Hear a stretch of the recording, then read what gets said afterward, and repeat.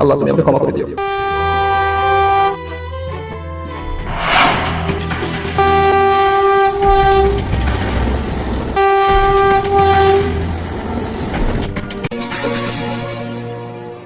ভাইয়া কি এমন হয়েছে যে কারণে আপনি আত্মহত্যা করতে যাচ্ছেন?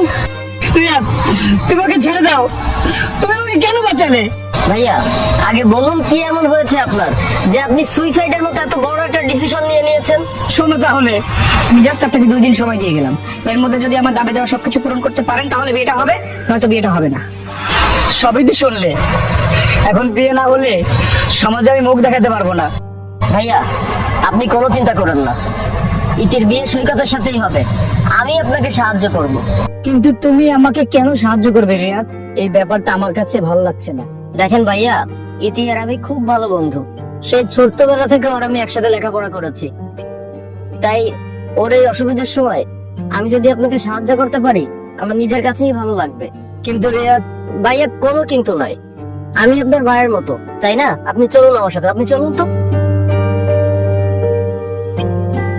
ভাইয়া এখানে যত টাকা আছে আশা করি এই টাকা দিয়ে আপনার সব প্রয়োজন মিটে যাবে।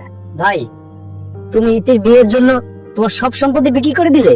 ভাইয়া বলেছিলাম না ইতি আমার খুব ভালো বন্ধু, আমি ওর জন্য সবকিছু করতে পারি। ভাই তোমার এই উপকারের ঋণ আমি কিভাবে শোধ করব? এসবের কোনো দরকার নেই। আর উপকারের কথা বলছেন, উপকার তো শুধু বড় লোকেরাই করে, আর আমরা গরিবেরা একে অন্যের সাহায্য করি। আর ধরে নেন এই টাকাগুলো আমি ইতির বিয়ের উপহার হিসেবে দিলাম।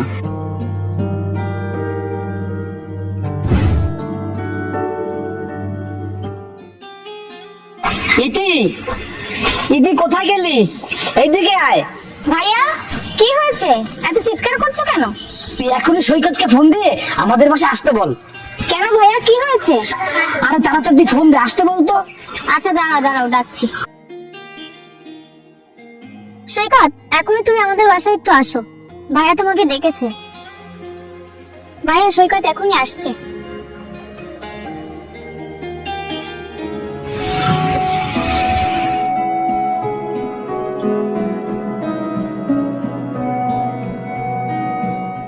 কি হয়েছে, আমাকে ডেকেছো কেন?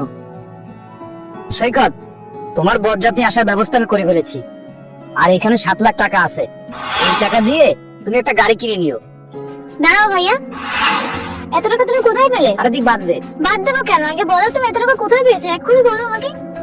আচ্ছা শুনতে হবে, উপকার তো শুধু বড় লোকেরাই করে, আর আমরা গরিবেরা একে অন্যের সাহায্য করি। আর ধরে নেন এই টাকাগুলো আমি ইতির বিয়ের উপহার হিসেবে দিলাম। সবই তো শুনলি। কি বলছো ভাইয়া তুমি? হ্যাঁ এটাই সত্যি। ভাইয়া তুমি রিয়াদকে এখনই ডাকো। না আমি ওকে আসতে বলতে পারবো না। ভাইয়া আমি বলছি তুমি ওকে এখনই আমাদের বাসায় আসতে বলো। আচ্ছা ঠিক আছে।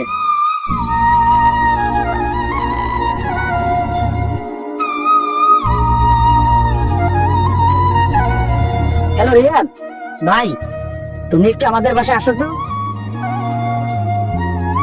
আচ্ছা ঠিক আছে।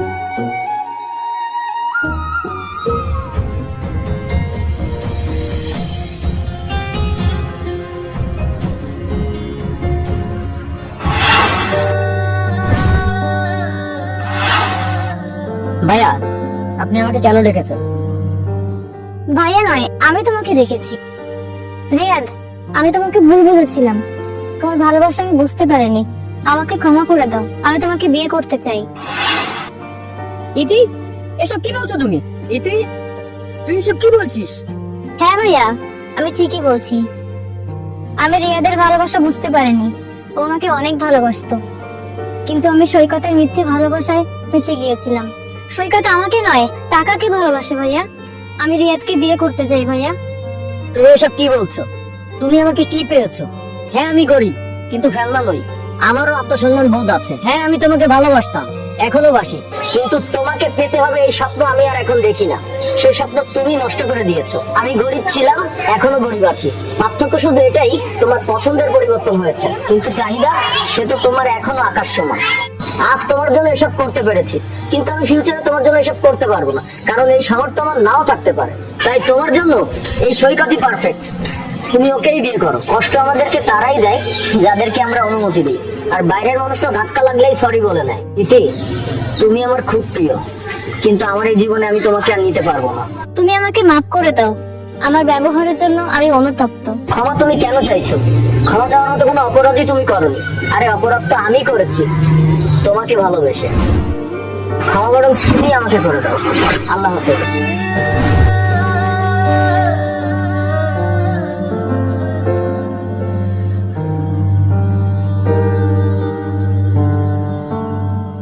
চলে এসো। আরে এই ভিখারির বাচ্চা, তোকে যেন ওর আশেপাশে আর কখনোই না দেখি। এই বেয়াদব, তোর সাহস কি করে হয় ইতিকে ভালোবাসার? আছে তো এই একটাই জামা যেটা পরে রোজ রোজ কলেজে আসিস। দাঁড়াও ভাইয়া, এত টাকা তুমি কোথায় পেলে? আরে তুই বাদ দে।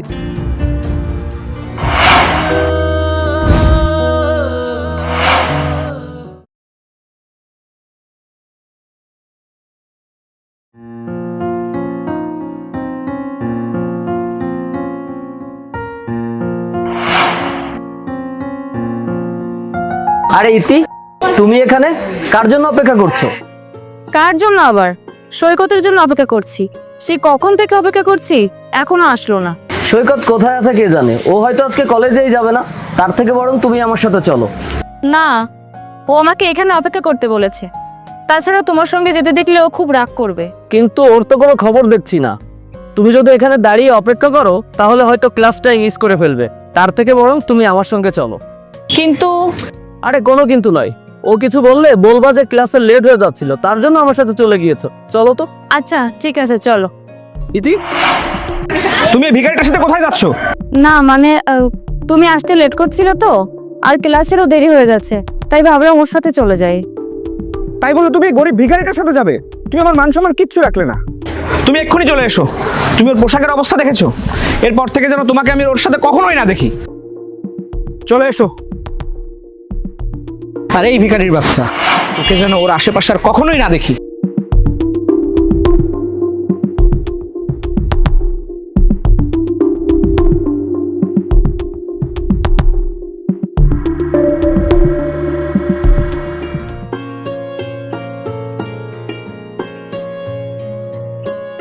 ইতি, কলেজে যাবে না আজ? হ্যাঁ রিয়া, যাবো। চলো তাহলে, দেরি হয়ে যাচ্ছে। আচ্ছা দাঁড়াও, আসছি।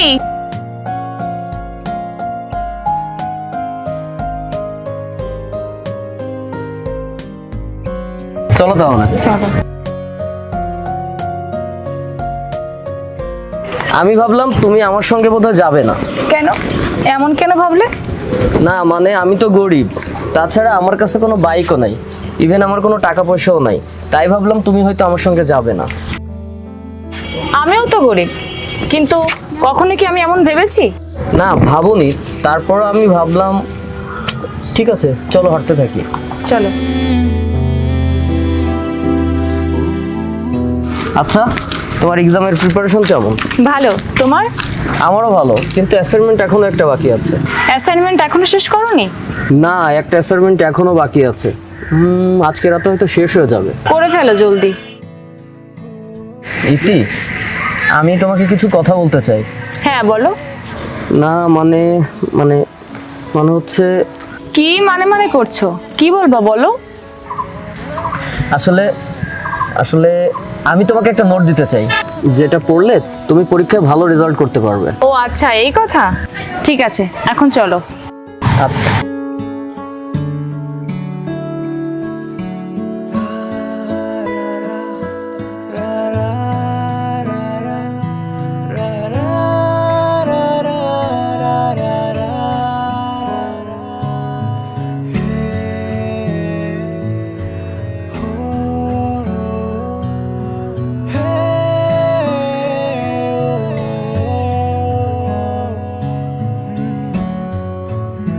আচ্ছা ইতি, তুমি একটু বসো, আমি ওকে নিয়ে একটা কাজ সেরেই চলে আসছি। ঠিক আছে। তাই চল।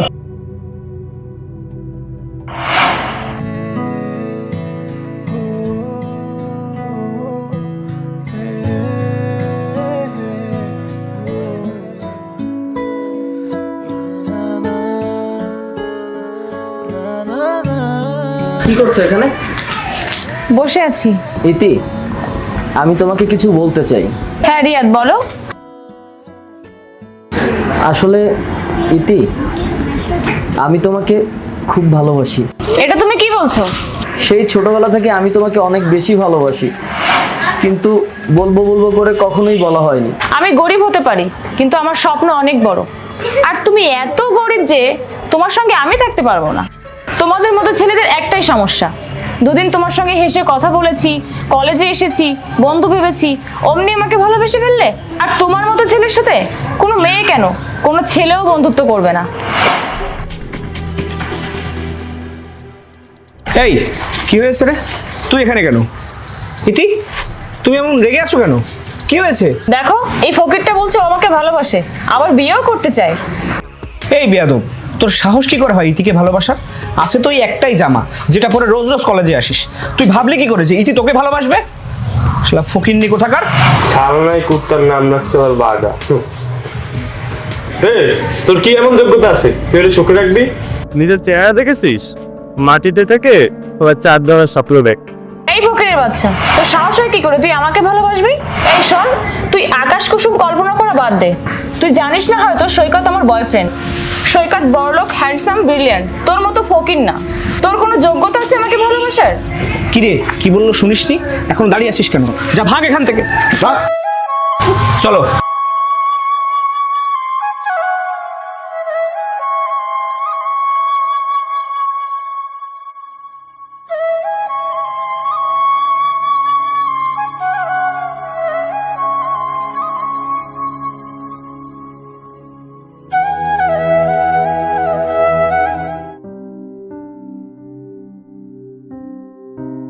ইতি, আমি তোমাকে কিছু কথা বলতে চাই। হ্যাঁ বলো। আরে সেদিন না তোকে এত অপমান করলাম, তারপরও তোর লজ্জা হয় না? আবার চলে এসেছিস। ইতি, আমি আসলে বুঝতে পেরেছি সেদিন তোমাকে ওই ধরনের কথা বলা আমার উচিত হয়নি। আমি আসলে ভুলে গিয়েছিলাম আমার মতো গরিবের ভালোবাসার কোনো অধিকার নেই।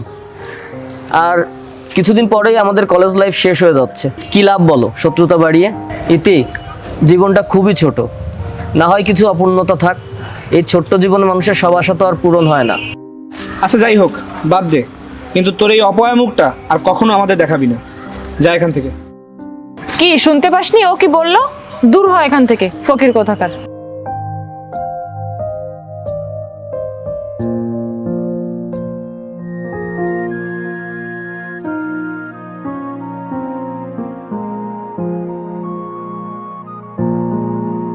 সৈকত, এসো এসো এসো।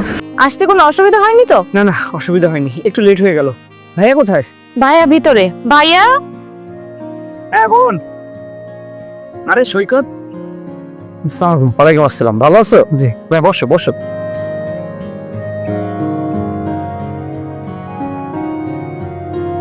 তারপর তোমার দিনকাল কেমন যাচ্ছে? জি ভাইয়া, আলহামদুলিল্লাহ ভালো। তোমার কথাও আমাকে বলেছে, কিন্তু ভাই আমি তো গরিব মানুষ, আমার আসলে কোনো জমি জমা নাই, আছে শুধু একটা মা মরা বোন। ওকে আমি অনেক কষ্ট করে মানুষ করেছি। আসলে ভাইয়া, আমি আর ইতি একই কলেজ থেকে পাশ করে বেরিয়েছি, আর আমরা দুজন দুজনকে খুব ভালোবাসি। তাই আপনার যদি আপত্তি না থাকে তাহলে আমি ইতিকে বিয়ে করতে চাই। ভাই, বিয়ে তো অনুষ্ঠান তো দূরের কথা, তোমাকে কোনো উপহার দেওয়ার সামর্থ্য আমার কাছে নাই। ভাইয়া, আমি ইতিকে ভালোবাসি। আমার কোনো অর্থ সম্পদ বা উপহারের প্রয়োজন নেই, আমার শুধু ওকে পেলেই হবে। আসলে ভাইয়া, আমার তো বাবা নেই, আর ঘরে অসুস্থ মা, ব্যবসা বাণিজ্য যা আছে সব আমাকেই দেখতে হয়, আর সেই হিসাবে বিয়ের আয়োজনটাও আমাকেই করতে হবে। এসব নিয়ে ভাই আপনাকে একদমই চিন্তা করতে হবে না। তুমি সত্যি বলছো ভাই? আমাকে তুমি বাঁচালে।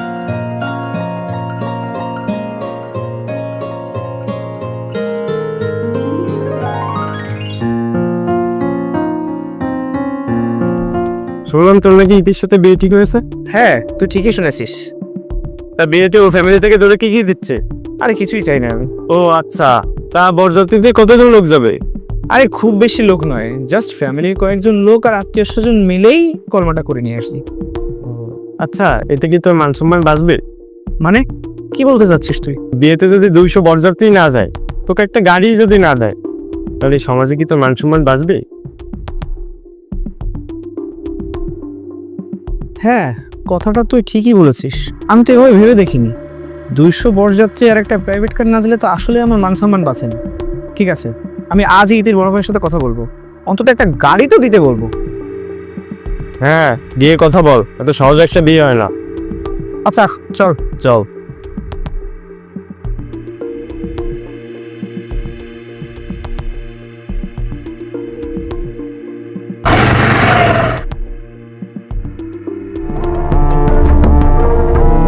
ইতি, ইতি।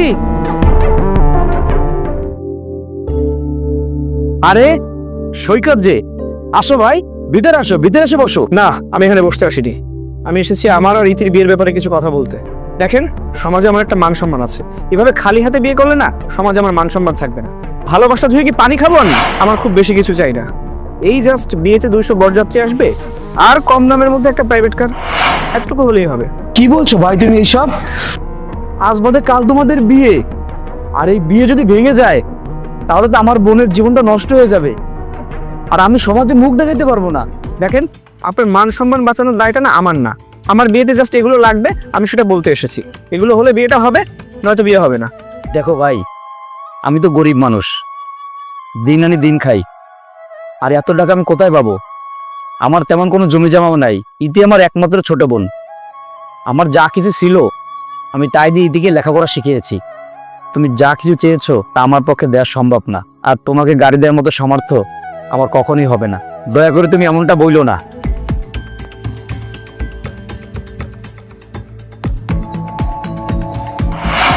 সৈকত, আমি ভিতর থেকে সব শুনছিলাম। তুমি এসব কি বলছো? তুমি কি পাগল হয়ে গেছো?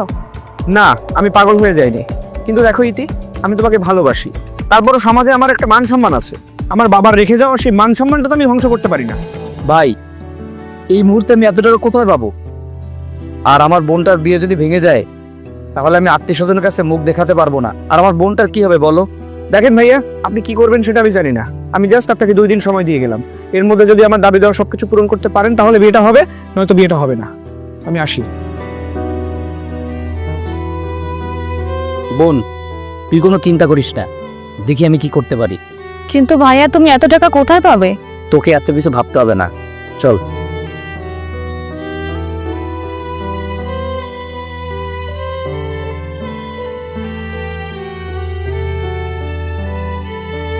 হে আল্লাহ, আমি এখন কি করব? সৈকত রোজার 2 দিনের সময় তো আজকে পার হয়ে গেল, আর সৈকতের গিফট যদি আমি না দিতে পারি তাহলে তো আমার বোনকে বিয়ে করবে না। আর আমার বোনের যদি বিয়ে না হয় তাহলে তো আমার বোনের জীবনটা নষ্ট হয়ে যাবে। আর আমি বেঁচে থাকতে এটা আমি কখনোই হতে দিতে পারি না। আর এই জীবন আমি রাখতে চাই না। আল্লাহ, তুমি আমাকে ক্ষমা করে দিও।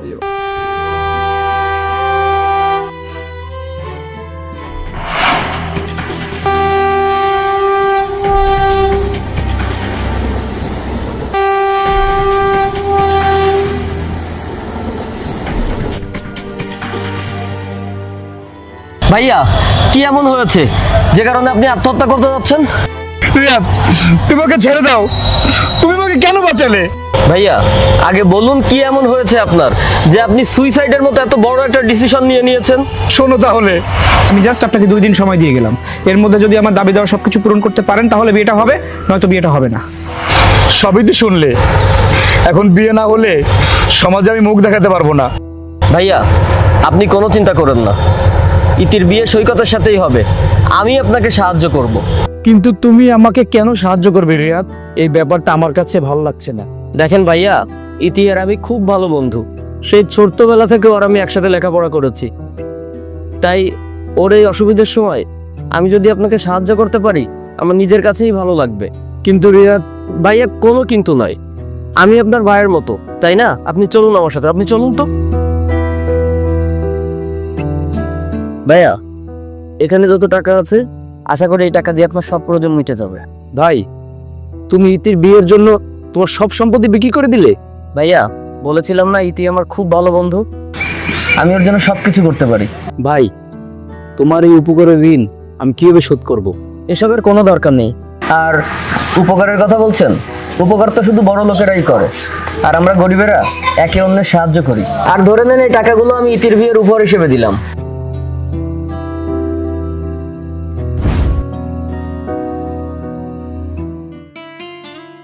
ইতি, ইতি কোথায় গেলি? এইদিকে আয়। ভাইয়া, কি হয়েছে? এত চিৎকার করছো কেন? তুই এখনই সৈকতকে ফোন দিয়ে আমাদের বাসায় আসতে বল।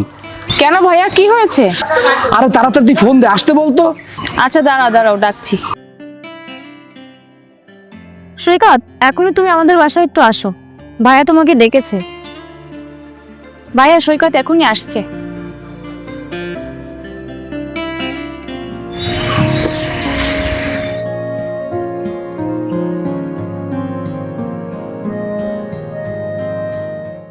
হয়েছে? আমাকে ডেকেছো কেন? সৈকত, তোমার বরযাত্রী আসার ব্যবস্থা আমি করে ফেলেছি, আর এখানে 7 লাখ টাকা আছে। এই টাকা দিয়ে তুমি একটা গাড়ি কিনে নিও। দাঁড়াও ভাইয়া, এত টাকা তুমি কোথায় পেলে? আরে তুই বাদ দে। বাদ দেবো কেন? আগে বলো তুমি এত টাকা কোথায় পেয়েছো, এক্ষুনি বলো আমাকে। আচ্ছা শোন তাহলে, উপকার তো শুধু বড় লোকেরাই করে, আর আমরা গরিবেরা একে অন্যের সাহায্য করি। আর ধরে নেন এই টাকাগুলো আমি ইতির বিয়ের উপহার হিসেবে দিলাম। সবই তো শুনলি। কি বলছো ভাইয়া তুমি? হ্যাঁ, এটাই সত্যি। ভাইয়া তুমি রিয়াদকে এখনই ডাকো। না, আমি ওকে আসতে বলতে পারবো না। ভাইয়া আমি বলছি তুমি ওকে এখনই আমাদের বাসায় আসতে বলো। আচ্ছা ঠিক আছে।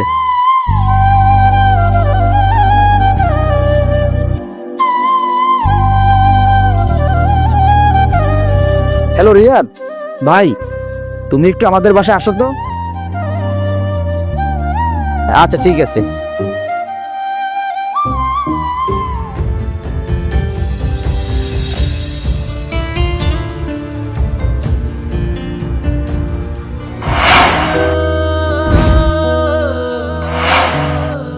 ভাইয়া, আপনি আমাকে কেন ডেকেছেন?